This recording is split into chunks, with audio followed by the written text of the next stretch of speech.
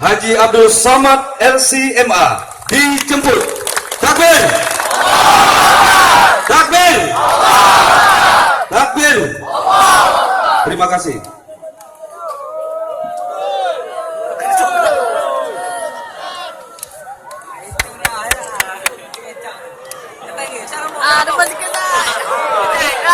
Itu dia. Assalamualaikum warahmatullahi wabarakatuh.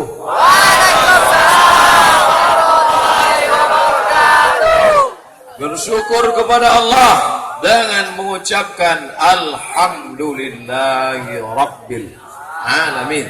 Berselawat kepada Rasulullah dengan ucapan Allahumma salli ala Sayyidina Muhammad wa ala ali Sayyidina Muhammad.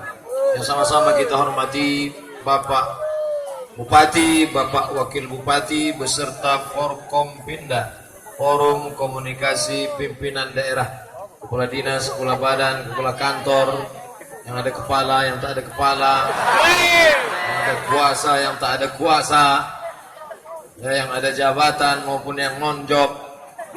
Insya Allah semuanya dirahmati Allah SWT. Itu sajalah yang orang Kepulauan Meranti, Pak Bupati dengan Pak Wakil Bupati. Yang lain itu orang Pekanbaru semua saya tengok. Ada Pak Wan Abu Bakar, mantan gubernur kita, anggota dewan. Beliau ini ketua Masjid Al-Falah. Saya ceramah di Masjid Al-Falah 4 tahun. Sekarang beliau hadir di tempat kita. Beliau tidak lama lagi akan menjadi anggota Dewan Dapil dari Meranti untuk Jakarta insyaAllah. Allahu Akbar. Kenal dengan Pak Wan? Lama mungkin mereka tak melihat, mau menengok Pak Wan berdiri. InsyaAllah Pak Wan. Salam. Ingat, nah, nanti kalau mau mencucu itu gambarnya. Yang di sebelah beliau itu Bupati Rokan Hulu, Dr. Andos Haji Ahmad MSI. Nampak?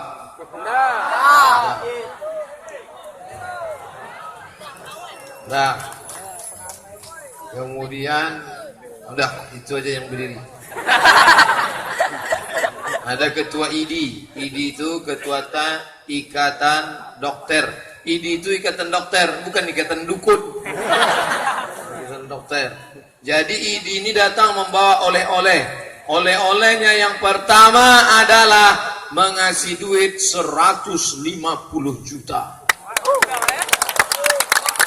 untuk pembangunan pesantren Darul Fikri. Dana yang diperlukan di hotel. Saya dah tahu ada penggalangan dana, saya tinggalkan. Saya ngasih juga, tapi tidak pakai duit cash, langsung transfer rekening. 50.000. Hebat memang, merbau, rangsang, tebing tinggi. Apa acaranya? Peringatan 17 Agustus 1945. Allahu Akbar. Saya mau ngetes saja, yang hadir tuh anak muda apa orang tua? Dari bunyi takbirnya tadi, anak muda. Allahu Akbar. Anak muda, kalau orang tua mana bisa? Orang tua, Allah, ini.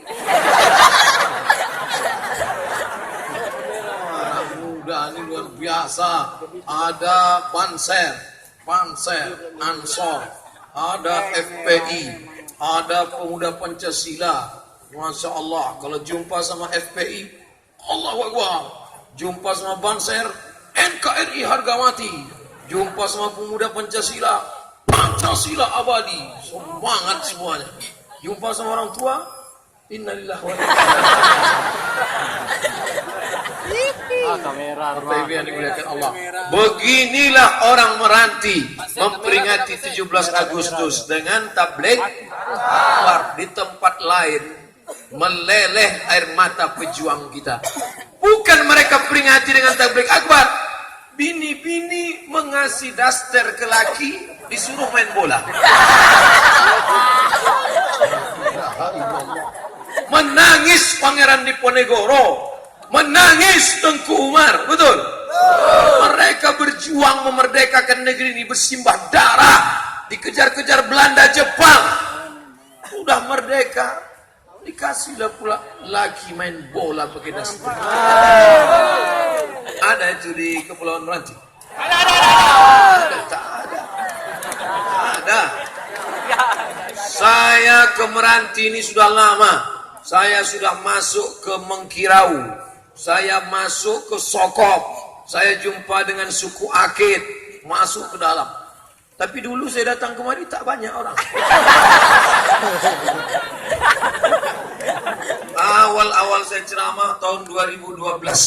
Video pertama saya yang diupload di YouTube itu diambil dari ceramah di Masjid Agung Tanjung Selat Panjang. Jadi kalau cari ceramah pertama Ustadz Somad di YouTube, itu di Masjid Agung Selat Panjang. Dan dalam sejarah saya ceramah, yang sambutan terpanjang itu di Selat Panjang. Dari mulai tadi turun sampai pintu hotel, sampai ke dalam kamar hotel. Demi Allah, wallahi tallahi billahi, sambutan yang terpanjang di Selat Panjang. Allahu Akbar. Beras yang terbanyak diserakkan pun di Selat Panjang. Di tempat-tempat lain sikit-sikit aja. Sini tadi tas seguni.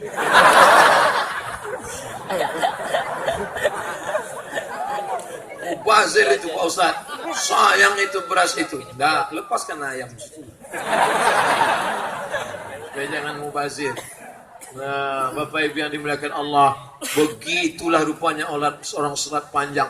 Padahal yang disambut itu bukan buya, bukan ulama besar. Kalau yang disambut itu ulama besar itu kan pakai sorban. Oh, satu macam Vespa. Jubah 2 lapis. Oh, janggut panjang. Ini tidak berat pun tak sampai 50 kilo. Sorban pun harga 15.000. Tapi rupanya jamaah itu memuliakan karena apa? Karena yang Ustadz sampaikan ayat Allah, yang Ustadz sampaikan hadis Rasulullah Sallallahu Alaihi Wasallam. Begitu orang Selat Panjang memuliakan. Pernah Ustadz menerima ancaman-ancaman? Ada, saya simpan SMS-nya. Ustadz, kami akan menarik dukungan. Saya, anak saya, keluarga saya tidak lagi mendengar ceramah Ustadz. Kalau Ustadz poligami. Ada, saya simpan. Tentu kalau saya nikah lagi, tak saya kasih tahu. Tak ada dusta di antara kita. Bapak Ibu yang dimuliakan Allah Subhanahu wa Ta'ala. Nah, masalah kita tidak lagi macam dulu.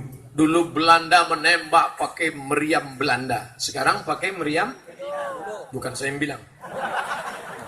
Dulu berdarah-darah. Datang Jepang membawa samurai. Mereka tembak pakai tank, pakai senapan.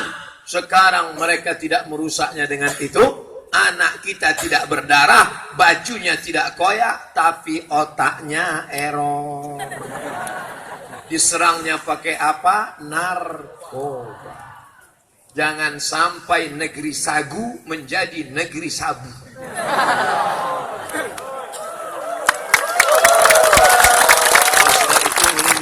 Jaga semua. Jangan salahkan Pak Polisi, karena jumlah polisi tak seimbang dengan jumlah masyarakat.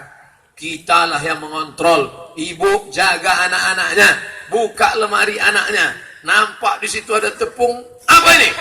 Sabu-sabu. Tepung kanji, Mak.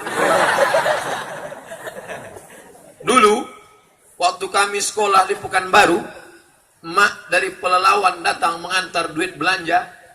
Balik kami dari sekolah, kami tengok pecah botol-botol. Kenapa Mak pecahkan botol? Bir itu? Tidak.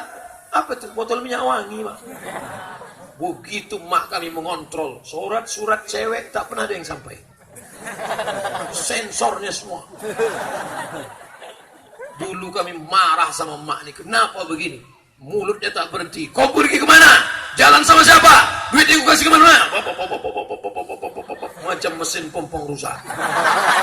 Tapi rupanya itulah yang mendidik. kalau ibu masih mengontrol pakaian anak, minuman anak, duit di mana, jalan sama siapa, insya Allah anak-anak kita akan selamat. Tapi kalau sudah ibu diam, bapak diam, insya Allah anak menjadi hantu. Maka ibu yang merepet, gas lagi. Sampai kapan? Sampai stroke. Tak bisa lagi berhenti. Inna sama, telinga akan ditanya, sudahkah kau dengar informasi tentang anakmu? Apakah dia pakai narkoba? Apakah dia pakai sabu-sabu? Apakah dia minum vodka? Apakah dia minum Budweiser? Apakah dia minum Kasbek? Apakah dia minum Max-Max? Hafal juga Ustaz. Kau akan dituntut, dengar baik-baik. Wal basar, tengok, pandang baik-baik. Sama siapa dia jalan? Siapa kawannya? Zaman dulu orang kalau mau mabuk, dipotong pohon kolang-kaling, keluar cairan manis namanya nira. Nira diberi ragi, dibiarkan sampai berbuih fermentasi, setelah itu baru diminum. Nama minumannya tua. Tua ini mabuk yang paling jelek. Diminum hari ini, 2 hari baru mabuk. Mabuknya tak enak, baunya busuk, kutu-kutu yang ada di dalam. Zaman sekarang tidak lagi pakai cairan, tidak lagi menunggu fermentasi, langsung bubuk, langsung kimia, langsung pakai bong, langsung ditarik. Ustaz tahu dari mana? Nonton sinetron. 1,6 ton tertangkap oleh Kepolisian Republik Indonesia. 1,6 ton. 1,6 ton itu kalau kita pasang satu halaman ini 6 bulan mabuknya.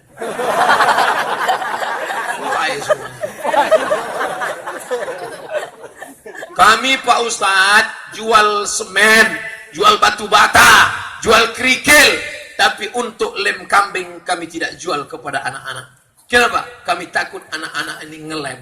Alhamdulillah, bapak-bapak toko bangunan jangan jual lem sembarangan. Anak-anak SD cabut, dibukanya tutup lem, dihirupnya dalam-dalam. Putus kabel-kabel. Ditangkap sama Pak Kapolsek, ditempeleng. Ketepak, terlepak. Ketawa dia, aku tidak takut sama Kapolsek. Aku hanya takut pada Allah. Udah error otaknya. Yang SMP sekarang kelas 1. SMP sekarang kelas 1. SMP berapa tahun? 3. Tamat SMP masuk SMA berapa tahun? 3. Tamat SMA kuliah S1 berapa tahun? 4. 3, 4 berapa tahun? 10 tahun. Sekarang SMP kelas 1 ngelem, narkoba, sabu-sabu, minum, mabuk. 10 tahun lagi dia akan menjadi PNS, akan menjadi ASN, akan menjadi calon anggota legislatif, dan karena duitnya banyak menang dia, terpilih menjadi ketua DPR dan pemimpin sidang paripurna. Padahal dia pecandu narkoba. 20%. Apakah saudara setuju? Setuju. Dipukulnya kepala wakil. Mati. Oleh sebab itu, untuk menyelamatkan anak-anak kita ini, semuanya bekerja sama. Ustadz dengan ceramahnya, jangan pernah bosan Ustadz. Ceramah. Itulah mengapa saya tetap sampai hari ini, sampai mati insya Allah berceramah. Amin. Kalau saya jadi Ustadz, saya bisa berceramah di istana menceramahi presiden, betul? Tapi kalau saya wakil presiden, tak bisa saya ceramahi presiden. Saya ini tunjuk-tunjuk ini. Jadi Ustadz tak ada pensiunnya. Ustadz tak ada pensiun sampai malaikat maut datang. Cuman ceramah ini tak lama. Paling-paling tahan ceramah ini 10 tahun lagi lah. Itu masih kuat lagi suara. Jamaah yang dimuliakan Allah. Tapi kalau udah agak-agak 50, jamaah yang dimuliakan. Judul pengajian kita malam ini adalah bagaimana menghadapi sakaratul maut. Tapi malam ini masih kuat lagi, insya Allah. Masih lagi jamaah yang dimuliakan Allah. Kenapa suara Ustaz kuat? Mikrofonnya mantap. Semua yang ikut bertungkus lumus sehingga acara malam ini terjadi, mudah-mudahan dibalas Allah segala kebaikan. Walaupun dia tidak tampil ke atas ini. Yang dipanggil protokol siapa? Qori. Yang dipanggil siapa? Pak Bupati. Yang dipanggil siapa? Ustadz Somad. Padahal dia berjasa. Dia tak dipanggil di sini. Tak pernah dipanggil. Berikut ini mari kita dengarkan kata sambutan yang disampaikan oleh teknisi mikrofon. Tak ada dia dipanggil. Tapi jasanya luar biasa. Semua yang hadir ini yang sakit-sakit disehatkan Allah Ta'ala. Yang belum menikah ditemukan dengan jodoh yang soleh. Yang bilang amin itu yang belum nikah. Udah nikah pula. Amin.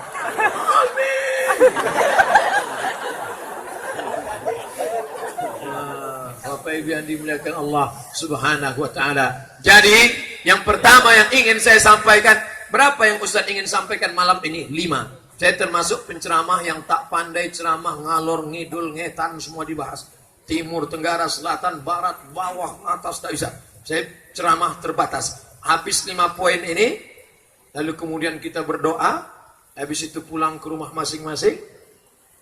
Terserahlah kalau mau minum kopi, mau apa, di rumah masing-masing. Yang pertama yang ingin saya sampaikan, maka kita jaga anak-anak kita dari segala yang merusak. Setuju?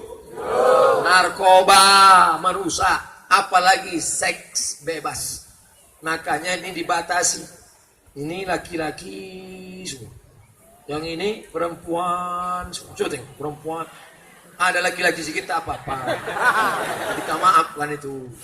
Yang tak boleh itu laki-laki macam perempuan. Nah, itu harus tegap, gagah, perkasa. Jangan badan tegap pasti panggil. Iya. Laki-laki. Makanya saya berada di tengah. Ustadz itu tak boleh terlalu condong kepada perempuan. Nanti kalau asyik di sini aja, tengok gatal Ustadz. Sebab itu saya di tengah. Posisi Ustadz harus di tengah. Yang mengambil gambar ini pun tengah.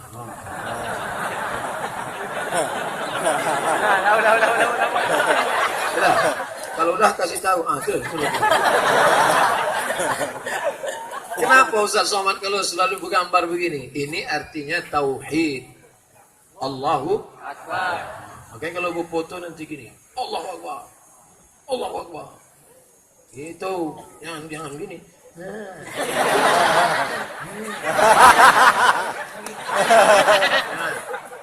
Jangan mengupload foto sendiri di